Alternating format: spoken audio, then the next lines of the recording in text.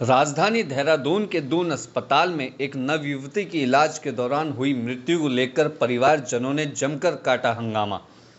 बताया जा रहा है कि नवयुवती चकराता की रहने वाली है। बीती रात को दून अस्पताल में भर्ती कराया गया था, जहां इलाज के दौरान उसकी मौत हो गई।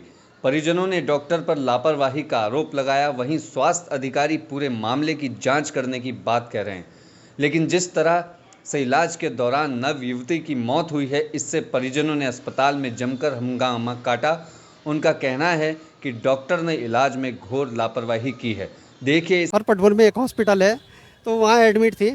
तो इसकी प्लेटलेस जो थी वो 25-26 हज़ार के आसपास थी। तो उन्होंने कहा कि इसको प्लेटलेस की ज़रूरत पड़ेगी और आप ऐसे करो, हायर सेंटर चले जाओ। तो ये लोग फिर आए, यहाँ दून हॉस्पिटल आए। तो दून हॉस्पिटल जब ये आए तो इनका पर्चा ही बन रहा था। उन्होंने, डॉक्टर ने पर्चे बना के बन भी रखा था पर्चा इनका। तो उन्होंने कहा कि इसकी प्लेटलेस की, उनकी पुरानी रिपोर्ट को देखते हुए इन्होंने कहा कि तुरंत इसकी प्लेटलेस के लिए व्यवस्था कीजिए और ये खतरे की जद में है। तो उन्होंने, बेचारों ने, फिर वो इसका इंतज़ाम कर रहे थे।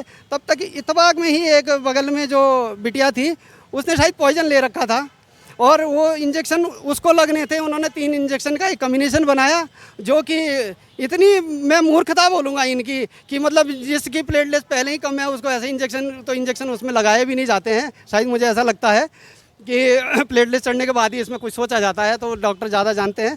पर तब इन्होंने क्या किया, वो उनको पता ही नहीं है कि चढ़ना किसको इंजेक्शन ही है, और वो इंजेक्शन इस बिटिया को लगा दिया। इसने जैसे इंजेक्शन लगाया तो इसने पहले हाथ पकड़ा और हाथ से उसने मम्मी चिल्लाई है ज़ोर से, जब उसका रिएक्शन हुआ होगा। तो उसके मुश्किल से 5 मिनट के बाद इसने ऑन स्पॉट पे अपना दम तोड़ दिया।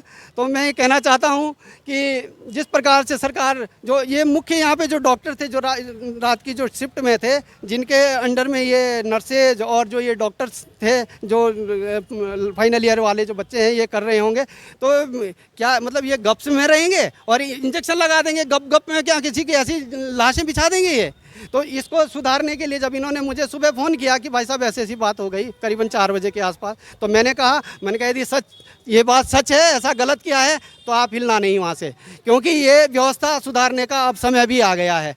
ये इन लोगों ने ये ड्रामा बना रखा, फिर उसके बाद इन्होंने ड्रामा किया, फिर उसको बॉडी को दबा रहे, फिर उसके बाद वो चाहते होंगे कि इसमें से जो ये पॉइजन का कुछ ऐसा ऐसा वो निकल जाए बाहर।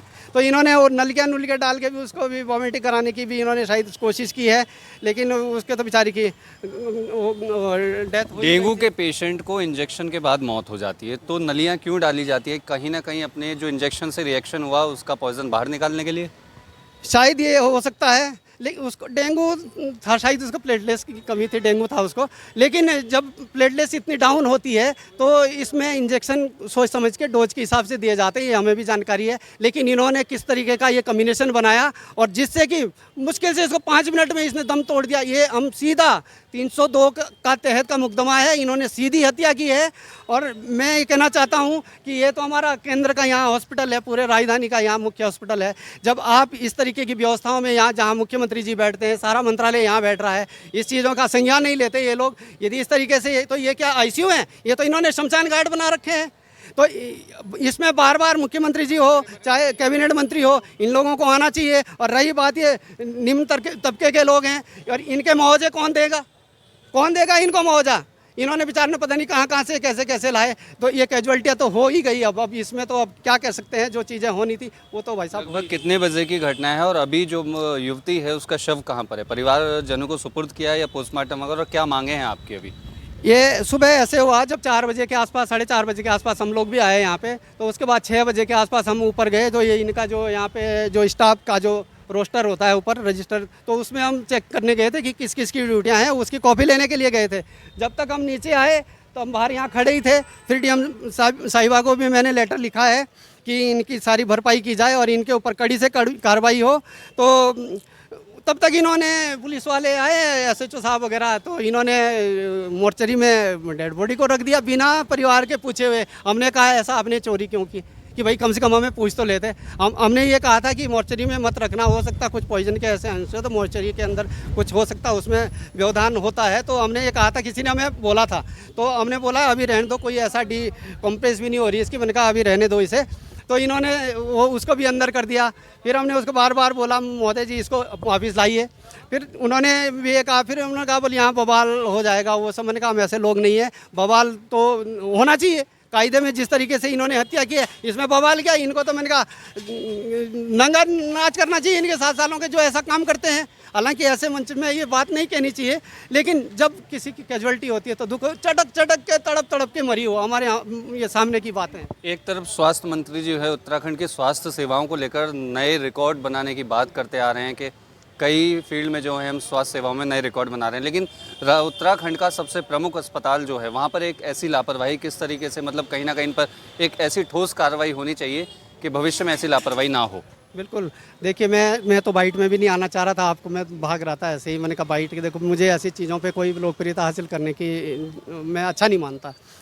मैं पूरे गढ़वाल में घुमा हूँ, मैं जोशीमठ में भी गया हूँ, दरारें भी देखी है। मुख्यमंत्री जी आए वहाँ पे भी, मुख्यमंत्री जी कहा मैं यहीं रुकूंगा हैं, और 2 मल्लारीन और इन दोनों होटलों से उन्होंने 2-2, 3-3 करोड़ में समझौता किया और भाग गए। फिर जब हम लोगों ने बाइटें दी, हमने कहा कि जो ये टेंटों में लोग रह रहे हैं, क्या उनका दर्द आपको दर्द नहीं दिखा है? जब आप इनको मुआवजा दे सकते हैं तो इनको भी निस्तारण कीजिए, कुछ तो मुआवजा दीजिए। तब उन्होंने 1,35,000 की शायद घोषणा की थी कि हम कोई इस मुआवजे में नहीं गिनेंगे और हम एक राहत पैकेज के रूप में ये दे रहे हैं। तो मैं पूरे उधर गढ़वाल में भी घुमा हूँ। आप मैं पूछना चाहता हूँ मुख्यमंत्री जी, आप कहते हैं हमने गढ़वाल को चमका रहे हैं, क्या चमका रहे हैं? आप गढ़वाल के गाँव देखिए, कोई घर नया नहीं बना है, एक भी घर नया नहीं बना है आपके यहाँ। आप बताइए, हम चाहते थे कि वहाँ अच्छे 5 स्टार होटलों जैसे घर बने, ताकि हम जो हमारी जो आप व्यवस्था बना रहे हैं हम उस चीज़ों के लिए कि पेइंग गेस्ट टाइप के लोग भी, हमारे जो लोग आते हैं, जो हमारे पर्यटन को बढ़ावे के लिए, कुछ नहीं आपने किया है। कोई आपके, हमने कहा था कि एम्स जैसे हॉस्पिटल चाहे 30-30 बेड के ही खोल दो, ब्लॉकों में खोल दो 2-3, एक हॉस्पिटल में सारी सुविधाएं रखो, चाहे हमें साला हेलीकॉप्टर से डॉक्टर भी वहाँ अवेलेबल कराना पड़े। यदि हमारा गढ़वाल बचता है तो इसमें कोई बुराई नहीं है। आप पेंशनें ले रहे हैं, 5 साल के लिए विधायक बन रहे हैं और पूरे ज़िंदगी भर आप पेंशनें ले रहे हैं, आपको जरा सी भी चिंताएँ नहीं है। इसी दुख के कारण हमने कहा यदि सच की बात है तो हम पूरी लड़ाई लड़ेंगे, और चाहे वो किसी भी मंच तक जाना पड़े, चाहे किसी के दरबार तक जाना पड़े, हम इसके लिए काम करेंगे। ये पूरी खबर हम आपको दिखा रहे थे दून अस्पताल से, जहां पर एक महिला की जो है, एक नव युवती की जो है गलत इंजेक्शन देने के कारण मौत हो जाती है। बताया जा रहा है कि कुछ जो लोग हमारे साथ मौजूद थे, सामाजिक कार्यकर्ता भी हमारे साथ मौजूद हैं, उत्तराखंड क्रांति दल से और भी लोग हमारे साथ मौजूद हैं। उन्होंने बताया कि जिस समय उस युवती को यहाँ लाया गया तो उसकी प्लेटेड लगभग 24,000 थी। उसके बाद उसको यहाँ एडमिट किया गया। चंद मिनटों के अंदर एक और मामला दून अस्पताल में आता है। एक दूसरी युवती जो कि जहर खाया हुआ है शायद उसने, जिसका इलाज उसका यहाँ पर चल रहा था, और जो इंजेक्शन उस दूसरी युवती को देना था जिसका शायद जहर खाने की शिकायत थी, वो इंजेक्शन उस बच्ची को लगा दिया गया, जिसके बाद मात्र 5 मिनट के अंदर उस बच्ची की तड़प के जो है मृत्यु हो जाती है। और उसके बाद अब यहाँ पर तमाम लोगों का हंगामा है। सीएमओ साहब से लगातार बात करने की कोशिश की जा रही है, लेकिन लोगों का आरोप है कि वो फ़ोन नहीं उठा रहे हैं।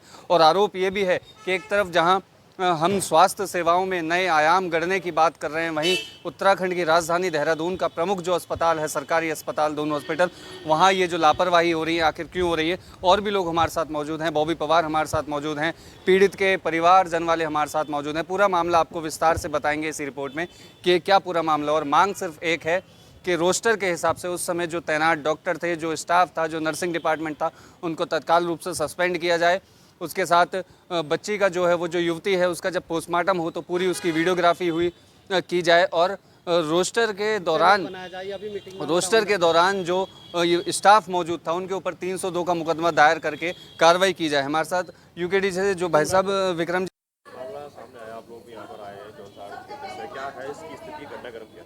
देखिए, घटनाक्रम साफ है कि हमारी एक बहन सैया समाल्टा गांव से, विकास नगर से यहाँ पहुंची थी अपना ट्रीटमेंट के लिए। उन्हें केवल बुखार था, तो यहाँ पर वो आई और उन्हें अंदर वार्ड में जब ले जाया गया तो वो बेड पर बैठी थी और उनके साथ जो थे उनके भाई है वो पर्चा कटवाने गए। जब पर्चा कटवाने के वो वापस भी नहीं आए थे, तब तक ये घटना हुई कि वहाँ पर बगल में एक पॉइजन वाला केस भी था। और हमारे संज्ञान में अभी तक ये मामला आया, इनका ये आरोप है कि जो बगल में जो पॉइजन वाला केस था, उस पॉइजन वाले केस को जो डोज लगनी थी, जो इंजेक्शन लगने थे, वो गलती से उस लड़की को दे दिए, जब तक पर्चा भी नहीं बना था। और अगर उस लड़की को दिए तो उस इंजेक्शन देने के 5 मिनट के अंदर में उसने दम तोड़ दिया, उसकी पूरी बॉडी पीली पड़ गई, उसके मुंह से झाग निकलने लगा। तो इसका मतलब साफ सीधी है कि उसे गलत डोज दिया गया। और इसका सीधा सा मतलब ये है कि यहाँ पर अनट्रेड स्टाफ है, और वो इसलिए भी हो सकता है कि जो स्टाफ लंबे समय से काम कर रखा था उनको तो इन्होंने हटा दिया है, परंतु जो चुनाव में इनके लिए काम करते हैं उसके बाद उन्हें वो चाहे अधिकारियों के सगे संबंधी हो, नेताओं के सगे संबंधी हो, उनको यहाँ पर नौकरी पर रख लेते हैं। हम लोगों का, पहाड़ वासियों का यही दुर्भाग्य है कि हम पहाड़ों पे तो हॉस्पिटल है, वहाँ से सैलरी जा रही है, वहाँ पर बिल्डिंग है, परंतु डॉक्टर नहीं है। हमें वहाँ से यहाँ की दौड़ लगानी पड़ती है, पर यहाँ भी हमारे साथ ऐसी घटनाएं होती है, बड़ा दुर्भाग्य। देखिए, इनका ये कहना है कि बॉडी सुबह पुलिस ने 8 से 9 बजे यहाँ से गायब कर दी। गायब करने मतलब यह फ्रीजर में भेज दी। और आरोप इनका यह है कि बिना परिजनों को पूछे ही यहाँ से बॉडी को उठाया गया। अब जब बॉडी को उठाया गया तो हमारा सीधा सा ये आरोप है और ये हमारी मांग है कि हमारी CMS से भी बात हुई है। मैंने डॉक्टर R राजेश जी को भी कॉल किया था, जो स्वास्थ्य सचिव है, उनके संज्ञान में भी मामला डाला है। हमने ये कहा है कि भाई जिन लोगों ने इस घटना को अंजाम दिया है, जिन्होंने लापरवाही बरती है, उन लोगों को पहले हटाया जाए। उसके बाद दूसरा स्टेप जो लोग हैं उसमें ये हो कि एक पैनल बने 2 या 3 डॉक्टरों का, उस पैनल के जरिए पोस्टमार्टम रिपोर्ट करवाई जाए और वीडियोग्राफी के अंदर वो पोस्टमार्टम रिपोर्ट कराई जाए। जी।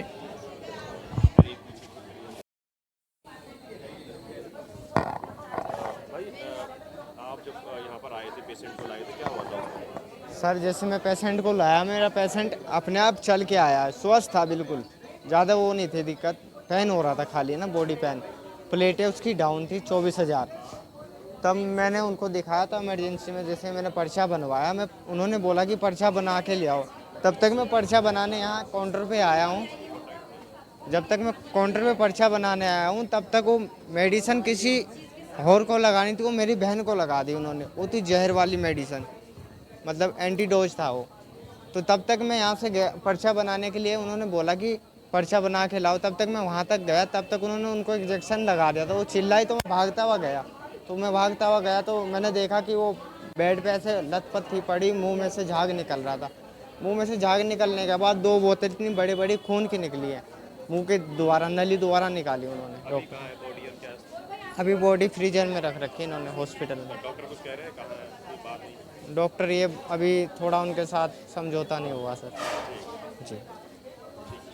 ऐसी दे जाए कि भविष्य में इस प्रकार के यहाँ पर आए दिन इस हॉस्पिटल में जब हमारे जॉनसार पावर के लोग आते हैं ना, तो इसी तरह से होता है। कई बार हम 12 बजे रात को आते हैं, फिर एडमिट कराते हैं 1 बजे। जो नॉर्मल इंसान आता है उसका सुना ही नहीं जाता। और हमारे यहाँ पहाड़ों में हमें क्यों मजबूरी से देहरादून आना पड़ा? जो हमारे पहाड़ों में हॉस्पिटल है वहाँ पे डॉक्टर की नियुक्ति तो की गई है, उनकी पूरी अटेंडेंस आती है, सैलरी मिलती है, लेकिन कभी वो पहाड़ में नहीं बैठते।